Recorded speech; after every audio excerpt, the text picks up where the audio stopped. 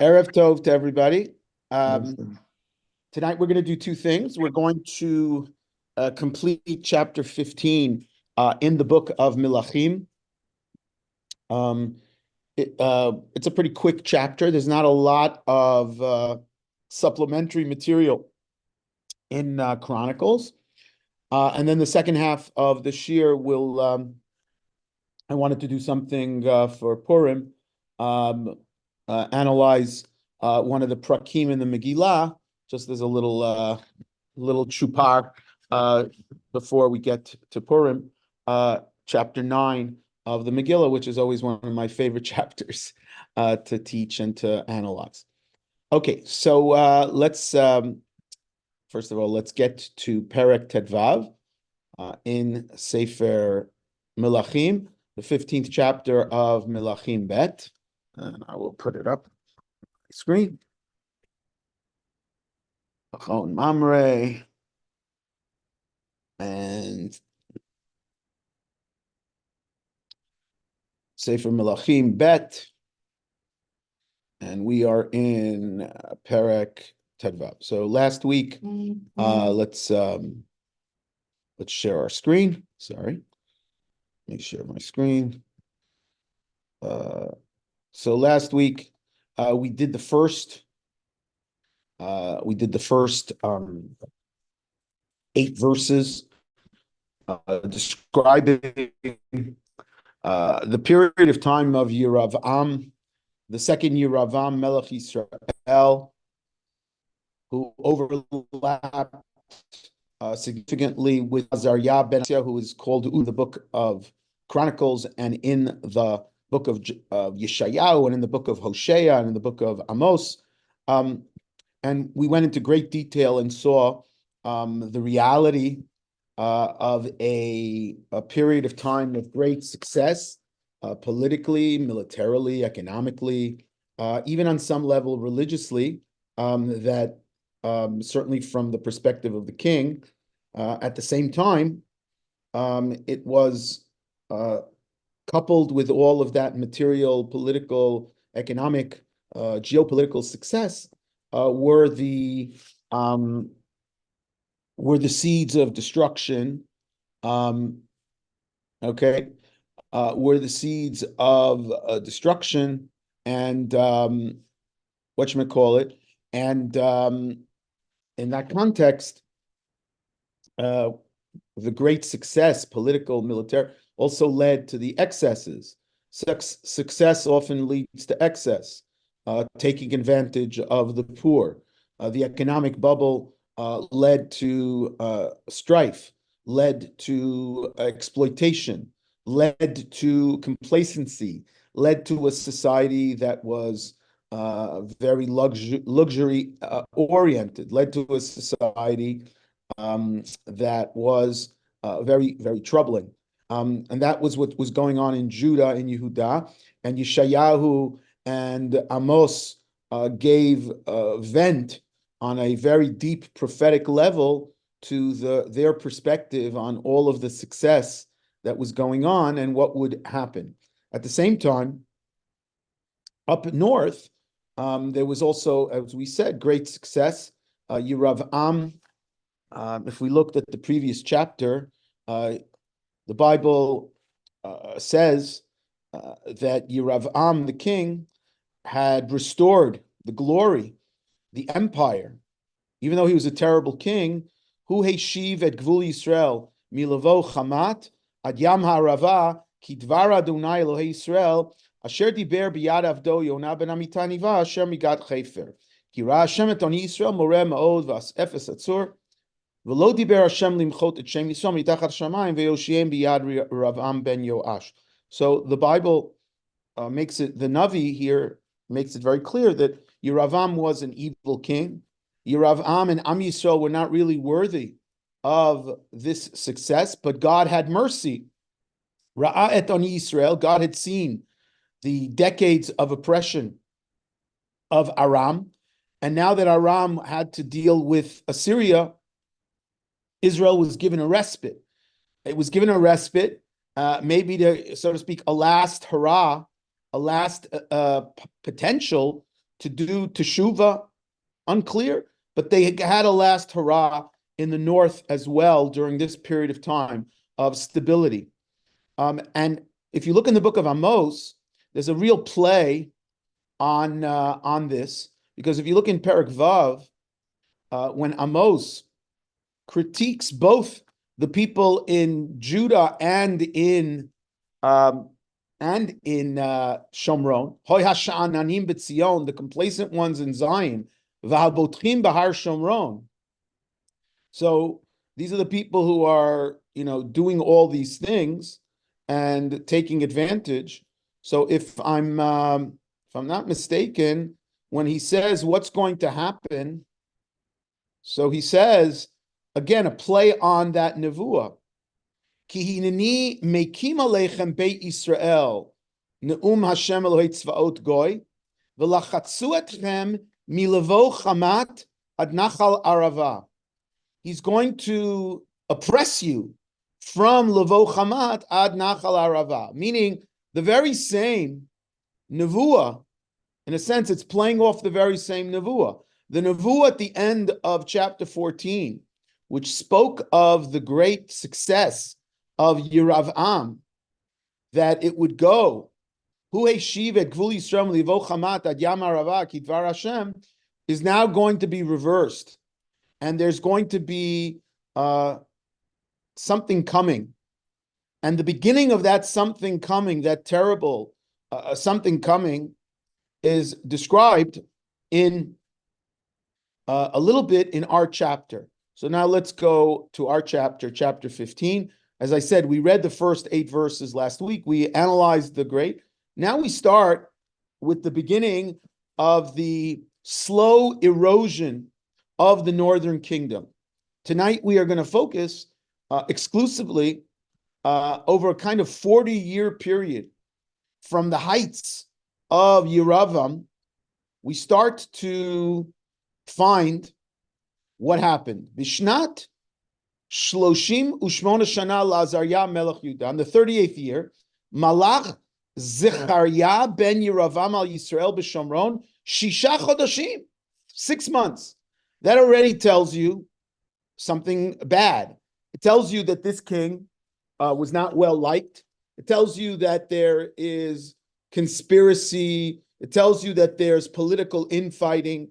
Was the political infighting connected to foreign policy, domestic policy? The Bible is silent, but it does tell us that he was only king for half a year.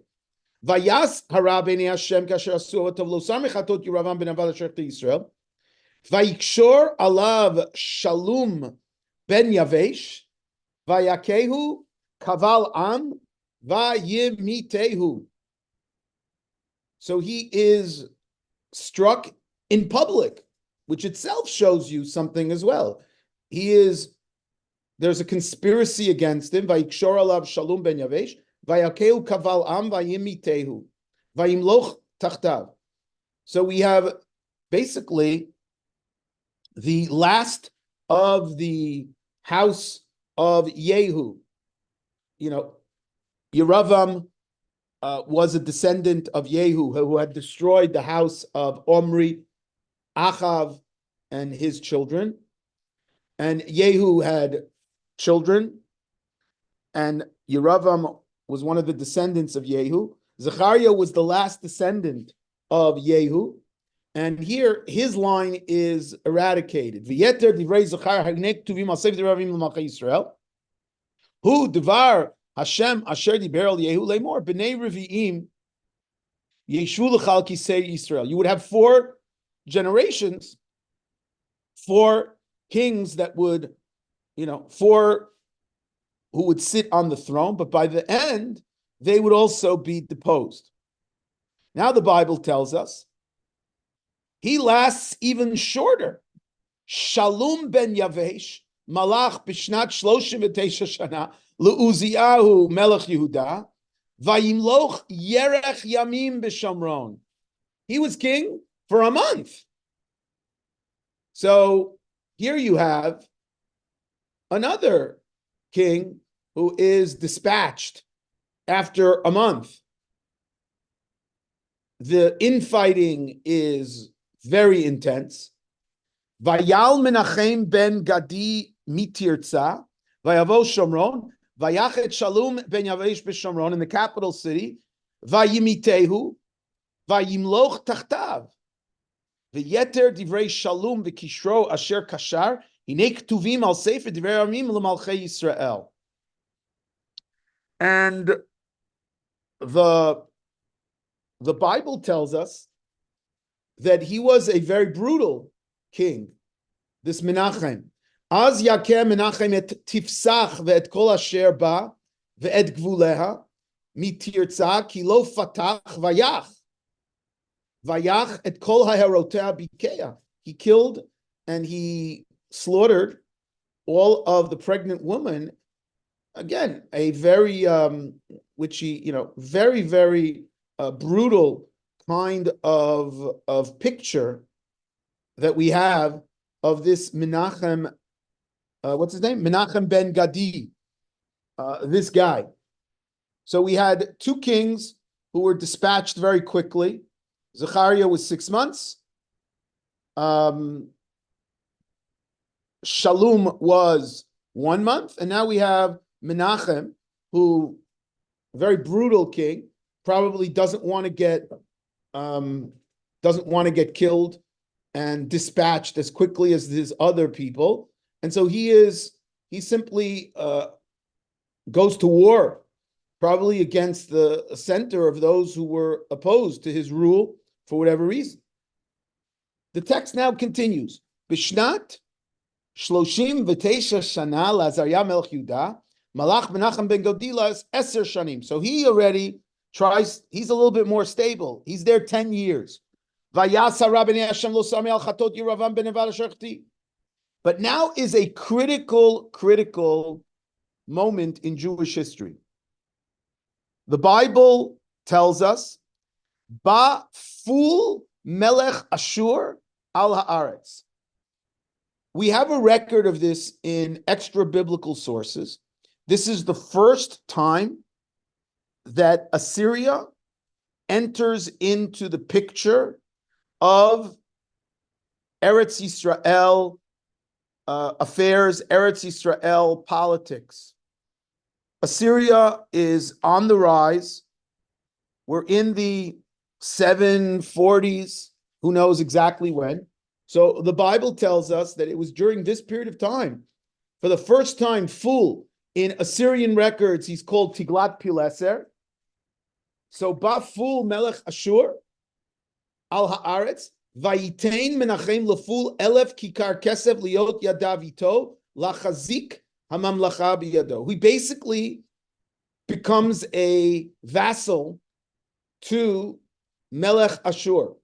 Israel pays him elef kikar kesef, a tremendous amount of bribe money, and to be able to collect this, the Bible says vayotzei Menachem et hakesef al Yisrael al kol giborei hachayil. He took advantage. He taxed all of the nobles. Latet lemelech Ashur, 50 shkalim kesef leish echad.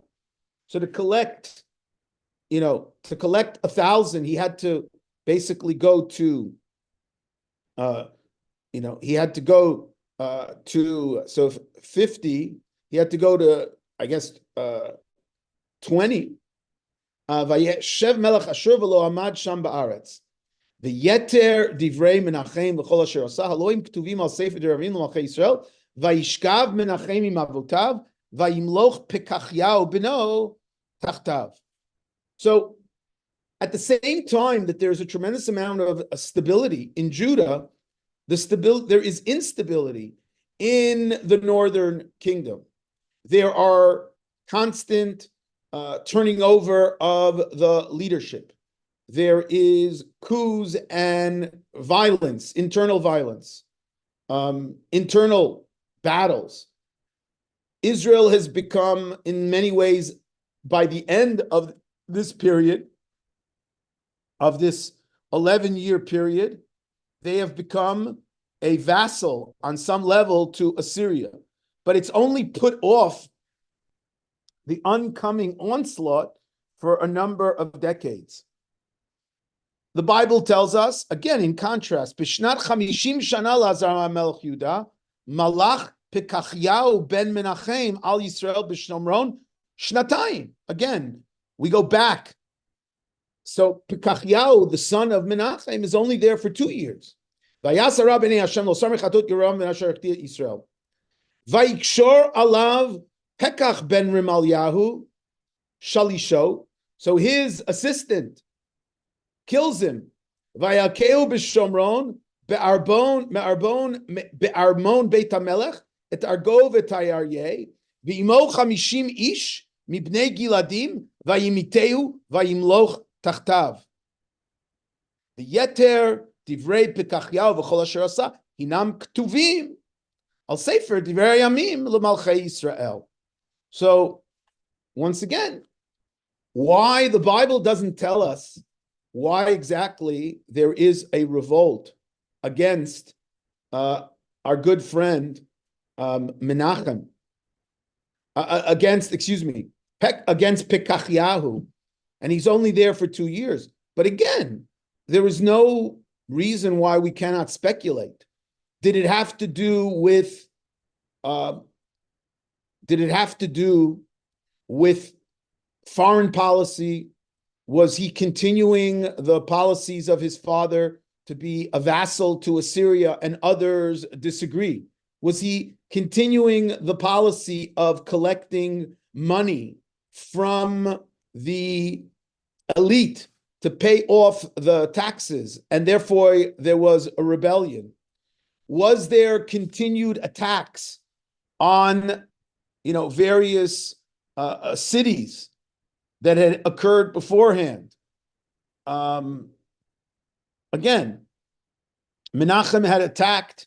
Did Pekachyahu continue the violence of his, so to speak, of his father and attack others? And this was the vengeance. Unclear, but it's certainly a possibility. And now we come to the so to speak, the final part of these 6 kings of the north, right? We started with after Yeravam, who lasted a very long time. We have Zechariah, then we had Shalom, then we had Menachem, then we had Pekachyahu, then now we have Pekach. Vayasar Rabbi Hashem. Vayikshor alav Pekach ben Remalyahu Shalisho. Vayakehu b'Shomron be'armon Beit HaMelech, etc. And then finally we have the 6th king. We have these, the 6th, if you count Yeravam, so he is the 5th king from Yeravam. Bishnat 52 shana la'Azariah melech Yehuda. Again, highlighting the contrast.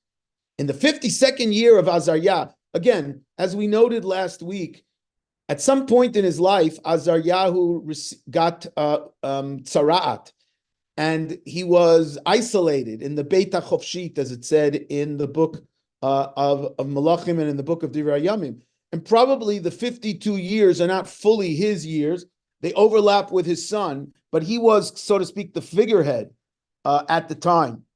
So at this time, Bishnat 52 shana la'Azariah melech Yehuda malach Pekach ben Remalyahu Yisrael b'Shomron 20 shana. So he now doubles for not 10 years, but 20 years. So it sounds pretty stable.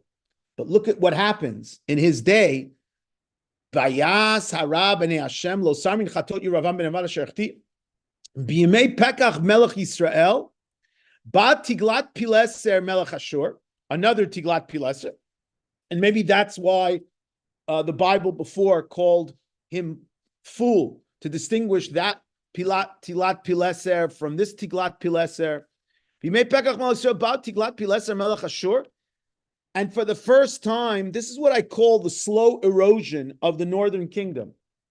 The northern kingdom was not exiled in a day. It wasn't destroyed in a day. It was a slow process of losing autonomy, losing control, and eventually being totally exiled and taken over. And so first they became a vassal and were paying substantial amounts of money to Elef Kikar Kesef, so that Lachzika Mamlacha Biyado, so that he would be protected. But now in the time of Pekach, ostensibly, part of what's going on here is that a Pekach probably didn't agree with the foreign policy of Menachem and his son Pekachiahu, who maybe were too friendly to the Assyrians. And maybe he tried to rebel. We don't know for sure.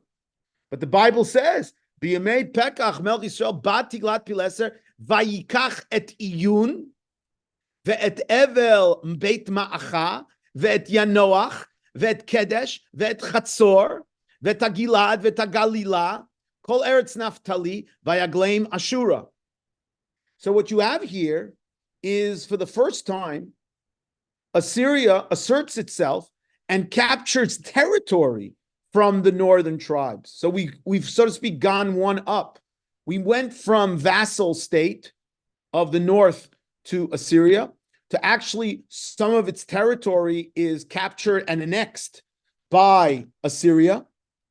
And number two, for the first time, it says Vayagleim Ashura. For the first time, a group of Jews are going into exile. This is a very critical moment in Jewish history. This is the first time since the Jewish people have entered the land of Israel that there is what we would call ethnic cleansing. There is population transfer, which was one of the, so to speak, innovations of the Assyrians. The Assyrians were very high on doing population transfers. They thought that that was part of the way to secure a territory, to bring in their own people and get rid of the locals so that there wouldn't be an insurgency. And so here, for the first time, we see that cities are captured in the north. All of the Gilad and the Galil, Kol Eretz Naftali. The Naftali goes from the upper Galilee all the way into parts of what today is Lebanon. Vayagleim Ashura.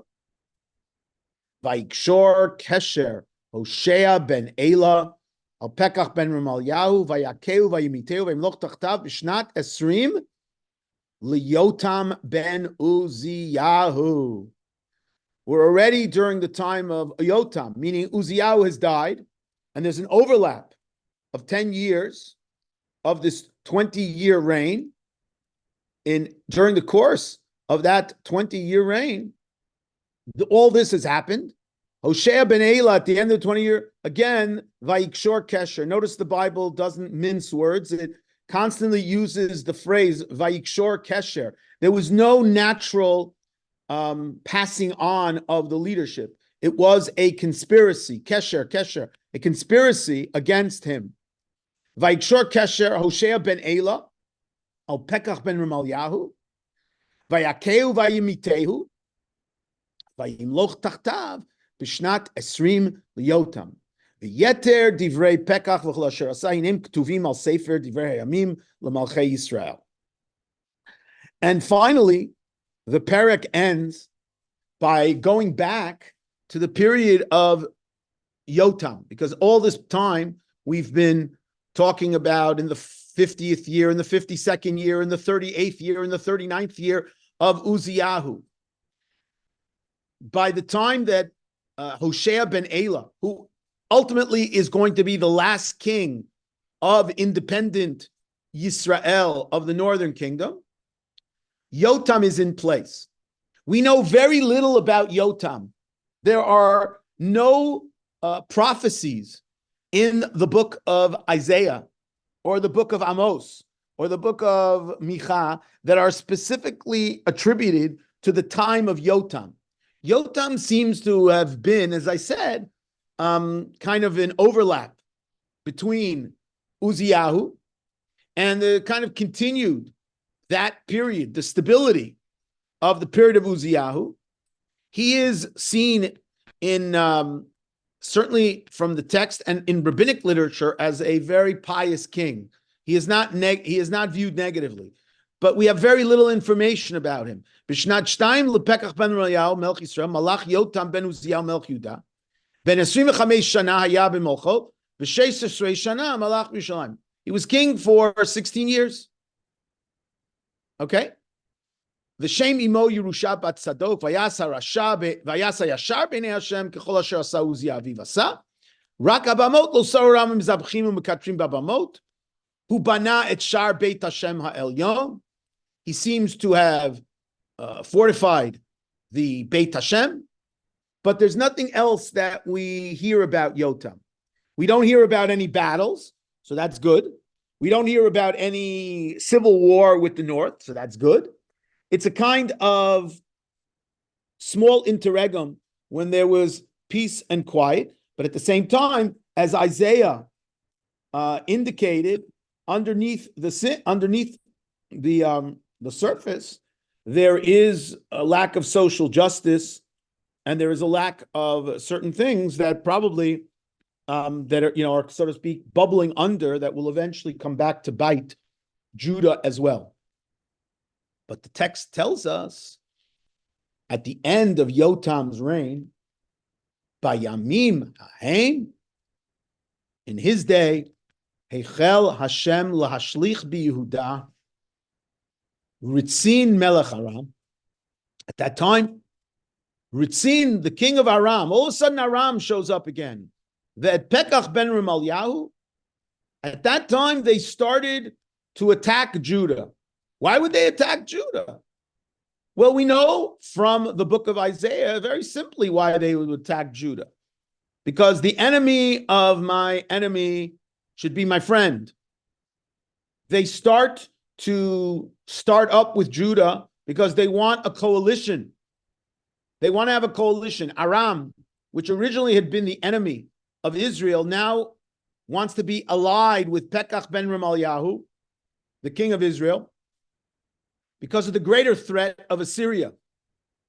And they want Judah to come on board. They want Judah to come on board to provide materiel, to provide men, to provide fortresses, to provide all of the weapons that we know that Uziyahu had built up. So they want all that. Obviously, the prophetic perspective that God is behind the scenes doing everything. God started to send Ritzin, the king of Aram, and Pekach, the king of Judah, of Israel, to start up with Judah and try to convince them to come on their side. But this doesn't come to a head until his son, Achaz, who we'll learn about next week. Vayishkav Yotam im avotav, vayikaver im avotav, be'ir David aviv. Again, a very strong language. Ir David aviv. His father is David, which of course is a great appellation, even though his father is literally Uziyahu, but conceptually Yotam is seen as a very positive figure.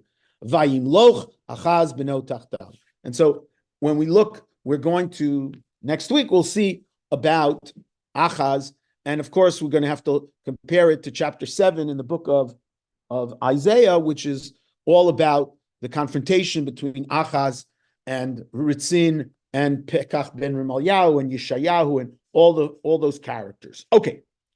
As I said, the second half of tonight, I wanted to talk a little bit about chapter 9 of Megillat Esther.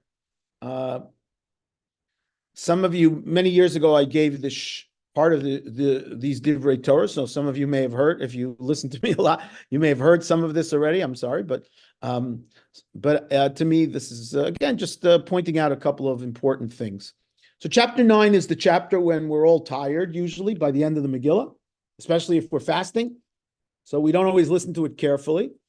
But chapter 9 is the chapter that discusses the etiology, the source of how we celebrate Purim today. And there's a couple of things that need clarification and just to highlight as we go through it.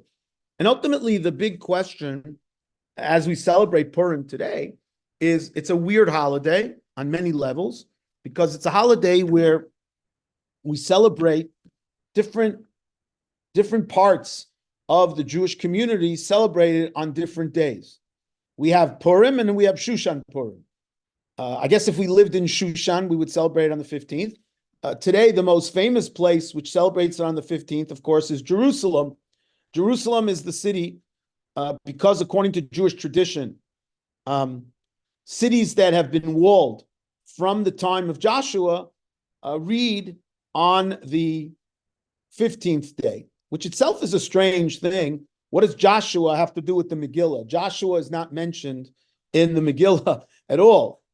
But I want to address it from a broader question of, in general, this is a very bizarre thing. In general, we like to have uniformity in our calendar. We don't like some Jews keep Yom Kippur on this day, and some Jews keep Yom Kippur on that day. Some Jews keep, there's all kinds of stories in the Talmud about how schisms in the calendar were very dangerous. When you have schisms in the calendar, that's the beginning of schismatic religion. That's the beginning of the separation. Gregorian calendar, the Greek Orthodox Easter, the Russian Orthodox Easter. Once you have different calendars, you have different people. Once you have different people, you don't have unity. And so it's very strange that Chazal, when it came to Purim, they allowed this disunity in the halachic framework. So I want to try to address that question as well. So let's just, and again, I'm just going to go quickly and make a few comments, which again, I'm just going to highlight things that are there, but we don't always notice it. So the Bible tells us that in the 12th month, so the decree came, and the Jews gathered. So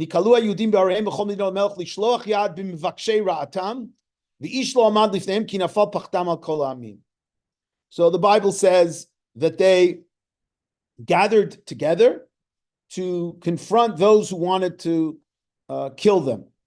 Also, that parenthetically, I want to note that even though, if you look back in chapter 5 or whatever it is, 6,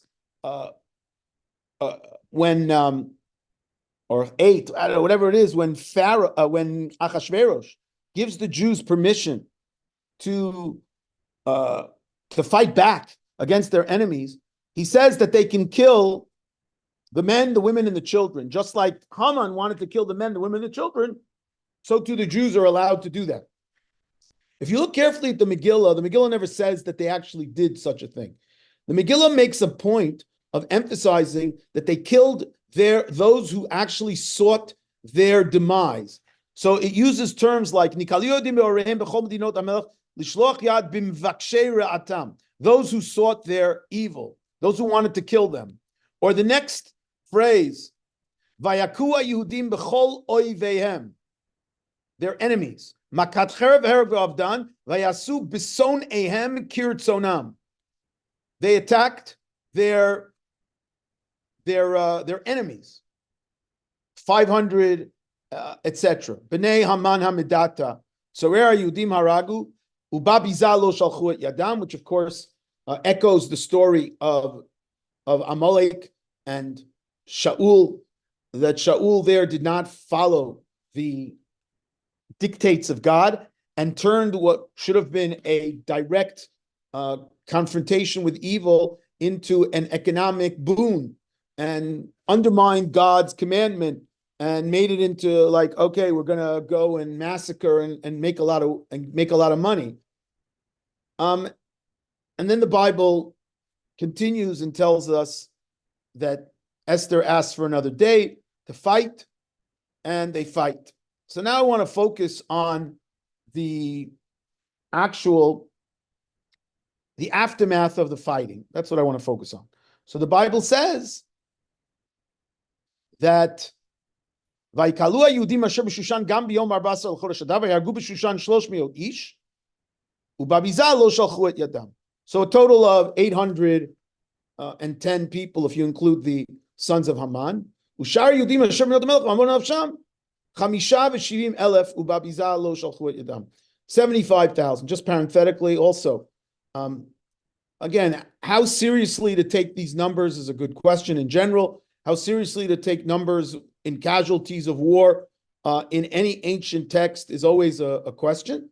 But if the model of Shushan is the model that's being used here. So in Shushan, there were 810 enemies of the Jews who were killed.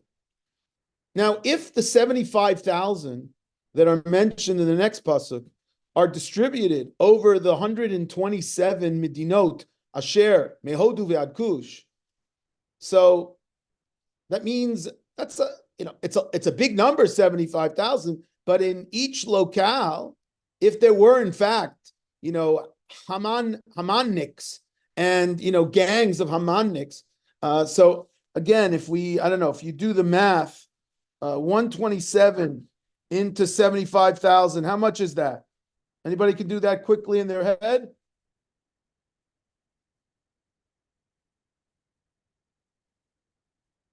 Anybody got it?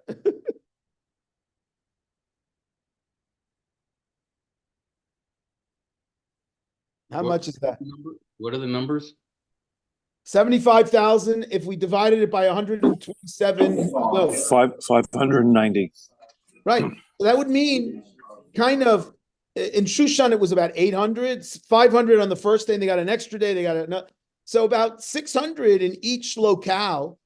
So if I think the Bible's playing here with numbers a little bit, it's about 600 in each locale is not, you're not talking about crazy numbers in the same way. If it's in fact what the Bible is trying to convey, that these were the anti-Semites, etc. But I don't want to focus on that. I want to focus on the rest.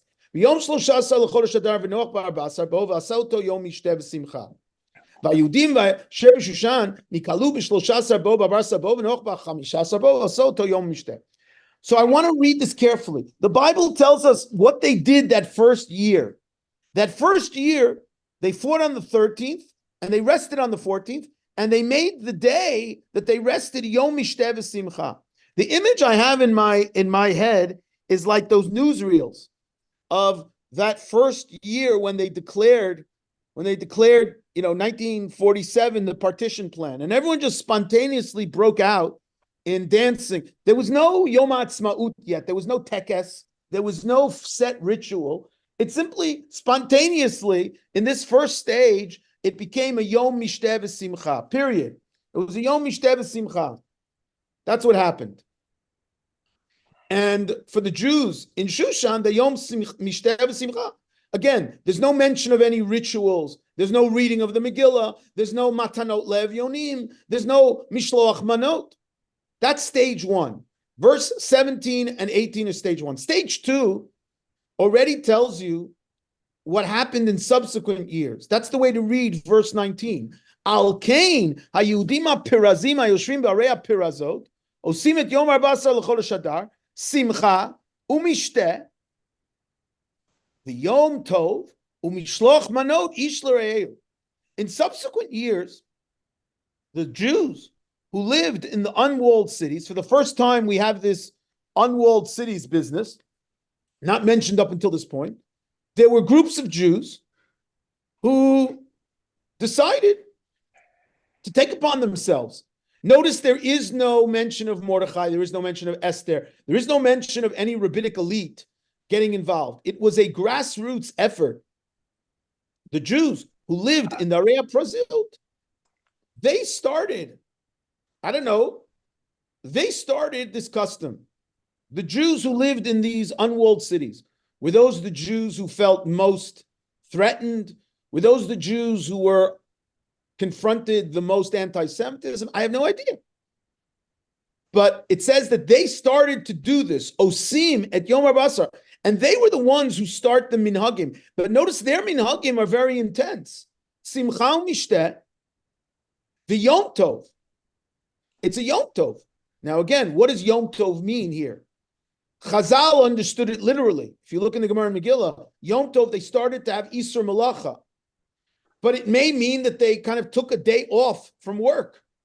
Umishloach manot ish l're'eu. They started to send gifts to each other as a sign of unity, whatever it was. Third, that's the second stage. Now comes the third stage.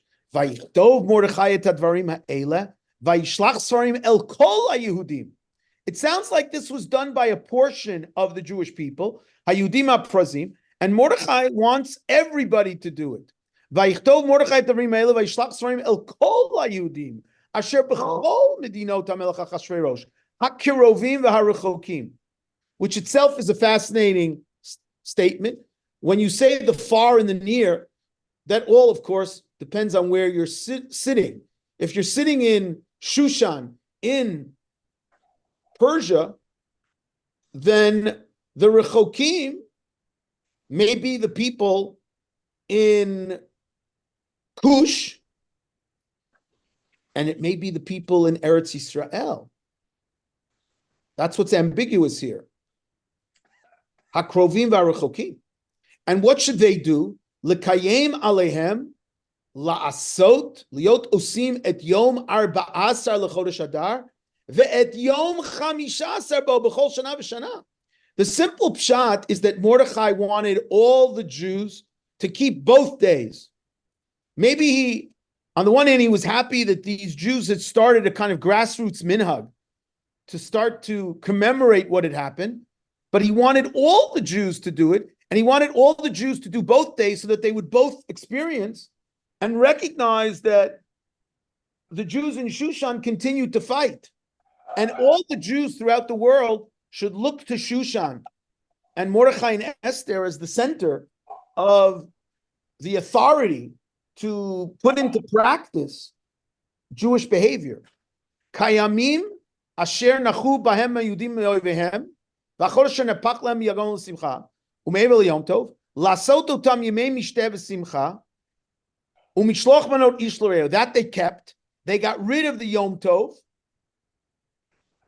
Umatanot le'evyonim. And they also added the mitzvah of tzedakah, which is a kind of nod to the biblical holiday of, you're supposed to v'samachta ata v'halevi v'hager asher b'sha'arecha v'kibel hayudim et asher echelu la'asot et asher katav. And that he wanted the Jews to accept what they had started to do. So it started as a grassroots. These Jews started to keep the 14th. Mordechai tweaked their grassroots in the third stage. Mordechai tweaked their grassroots behavior and wanted everybody to keep the 14th and the 15th. And to include Matanot Le'Evyonim. Ki Haman ben Hamidat Agagit Tzorer Kol HaYehudim. He was the Tzorer of Kol HaYehudim. And therefore, everybody should participate. Now, it's fascinating because there's a stage 4. Because it's clear, I think that's the way to interpret it. The fact that you have a stage 4 means that stage 3 was not fully successful. Let's see the chat. Liot osim, to be doers, not only to do, perhaps a formalizing of the grassroots. Exactly. That's exactly what I am trying to say. That Mordechai is trying to formalize the grassroots and co-opt it. But there's a 4th stage. Vatichtov Esther Malka bat Avichail uMordechai Yehudi et kol tokef lekayem et igeret hazot hasheni. All of a sudden, Esther has to get involved. Vatichtov Esther. And it's not just Esther Malka. It seems that she uses the imprimatur of the royal authority to impose this on the Jewish community. Vayishlach Sfarim el kol HaYehudim el sheva ve'esrim medina divrei shalom ve'emet. Why divrei shalom? So here, of course, this is very interesting. The rabbis already hinted at the fact that not everyone was so happy with the institution of a new holiday. As time went on, maybe people challenged the authority of Mordechai and Esther. They're not prophets to make a new holiday. Maybe there were different communities that didn't feel as threatened. Also, maybe, and this is the reading that you find Rav Yoel bin Nun and others, maybe there were also the Jews of Eretz Yisrael who, at this time, historically are starting to rebuild The temple's already rebuilt from a pshat point of view, but they're trying to build the walls of Jerusalem and establish a thriving or potentially thriving Jewish polity in the land of Israel. Maybe they're not so keen on Mordechai and Esther and the Persian community deciding for Klal Yisrael what should be happening. And so they send divrei shalom ve'emet, words of peace and truth. They opt to engage words of peace, maybe words of trying to convince, rather than full imposition, but at the same time, l'kayem et yemei hapurim haele b'zmanehem. Kasher kiyam alehem Mordechai Yehudi v'Esther HaMalka. But then she adds, v'cha'asher kimu al nafsham v'al zaram divrei tzomot v'zakatam. Just as the Jews had done the tzomot and zakatam. Which tzomot are we talking about? Which tzomot? So some people say, oh, this is a reference to the 3 days of fasting that the Jews had done. That just as they kept the 3 days of fasting when Esther requested, so too they should keep the holidays now that they were being established. But Ibn Ezra and Malbim and others point out correctly, I think the simple reading, the word somot, has a very specific connotation in the Bible here, and it talks about Klal Yisrael, Asher Kimul Nafsham. It may be a reference to the Arba Tzomot, just as the Jews had accepted the authority of the latter prophets to establish the 4 tzomot of lamentation on the destruction of the temple, so too they should accept the authority of the rabbinic, we want to use that kind of anachronistic term, of Mordechai and Esther to establish this holiday in kind of parallel the divrei tzomot v'zakatam, but in a positive way. And that's really what's going on here in the 9th parak. You have this tension between, possibly, you have tension between people who wanted to accept the new holiday, didn't want to accept the new holiday.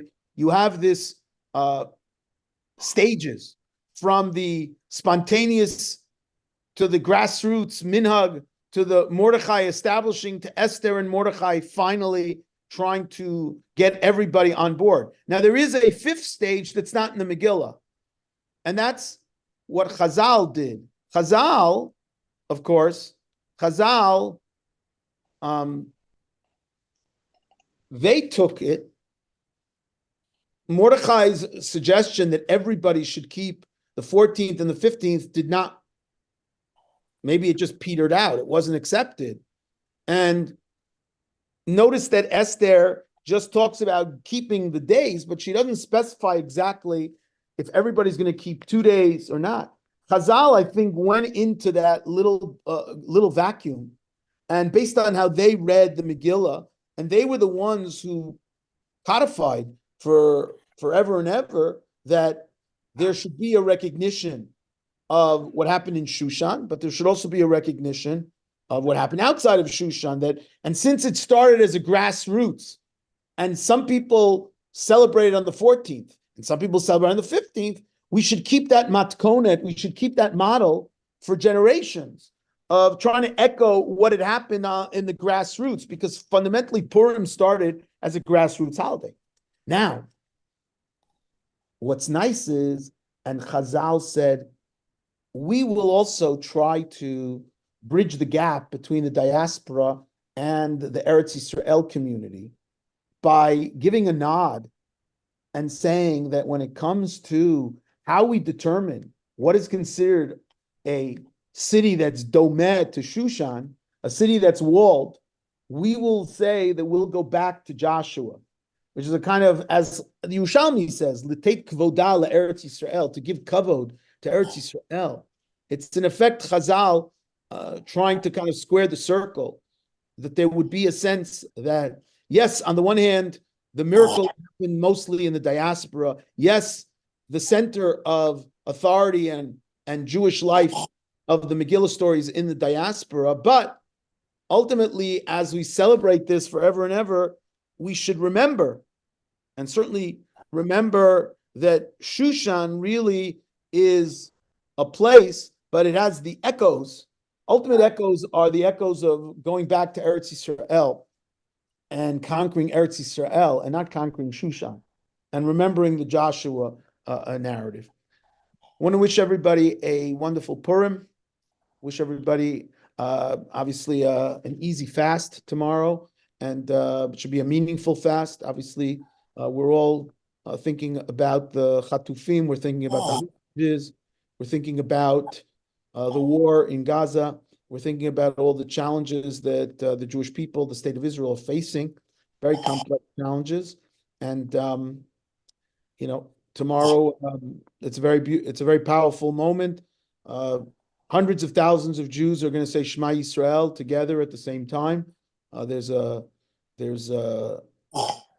gathering at the Kotel at 5:30 in the afternoon in Israel, and hopefully we'll continue tefillot, and hopefully our tefillot will be answered. Chag Purim Sameach to everybody, and Tzom Kal. Chag Purim Sameach. Excellent, thank you. Okay. It's 11:30 a.m. in Montreal, in Canada. Yes, 5:30 in Israel. Thank you. What time Yes. is it in New York?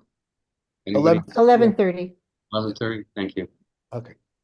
Like Zint. Sag is- Thank you. Shabbat shalom. But shalom. Shabbat shalom.